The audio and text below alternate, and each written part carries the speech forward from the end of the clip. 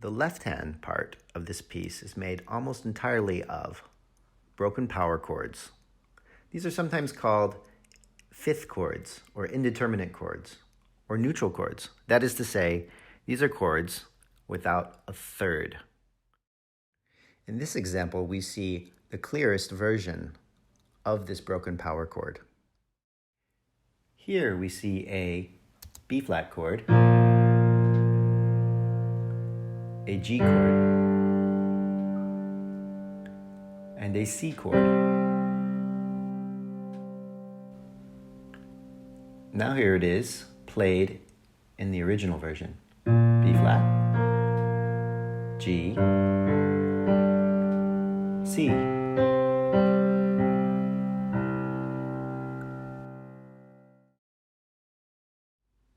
When you are first learning this piece, try and read the left-hand part in clusters of notes, represented by the broken power chords that you see. Try not to read them as individual notes. This will only slow you down. In this example from the beginning of the piece, we see the most common iteration of the left-hand pattern. For the first three notes, we find our broken power chord. Then the second finger crosses over to play the ninth. While you are learning this piece, try naming the harmonies to yourself as you play through the left hand. This will hopefully help you to learn the left-hand part more quickly. It will also help your left hand to be more accurate in its placement when you try to play hands together. Here is an example of the left hand playing the first line of the piece. F chord. D chord. B flat chord.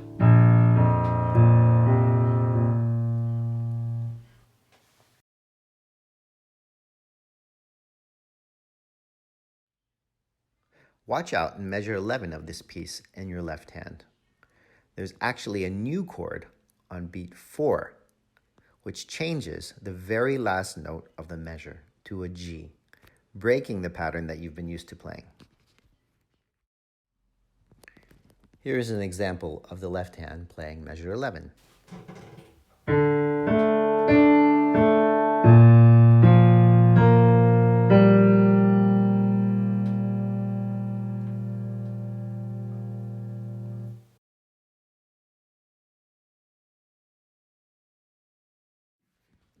Let's have a look at the technical passage at the end of the piece.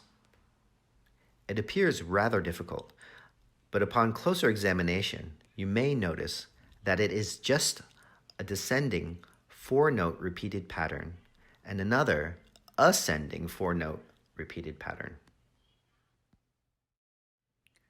In the descending pattern, those 4 notes are a C, a B flat, an A, and an F. Or in solfege, a Do, a Si bemol, a La, and a Fa. Here it is played in the upper octave. And again in the lower octave. Here it is, joined together.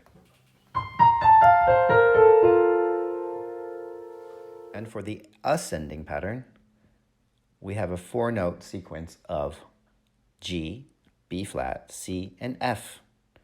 In solfege, that's a Sol, Si bemol, Do, and a Fa.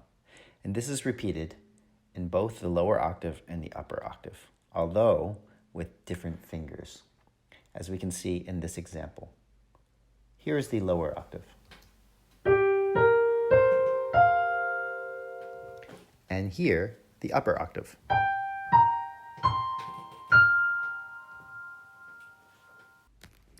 Notice the different fingerings. Now here it is, played all together.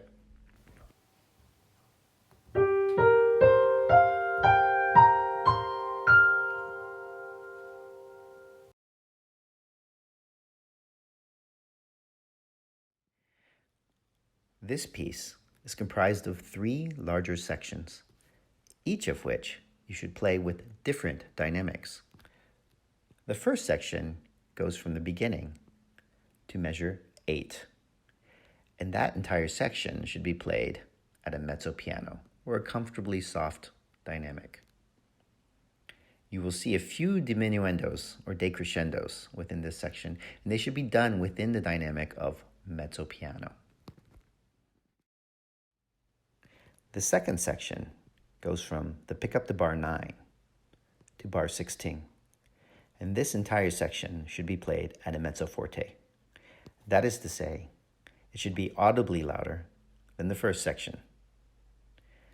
I would recommend retaking the mezzo forte at the pickup to bar 13 after you make the diminuendo in the left hand in bar 12.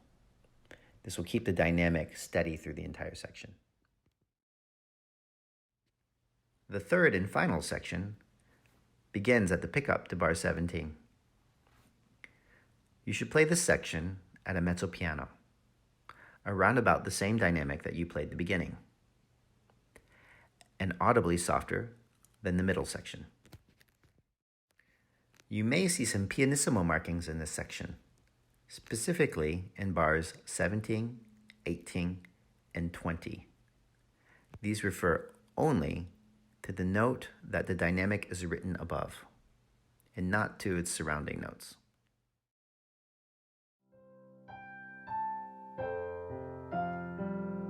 Well, that's it for this video. If you found this video helpful, please consider clicking on that like button and subscribing to my YouTube channel. Thanks for watching.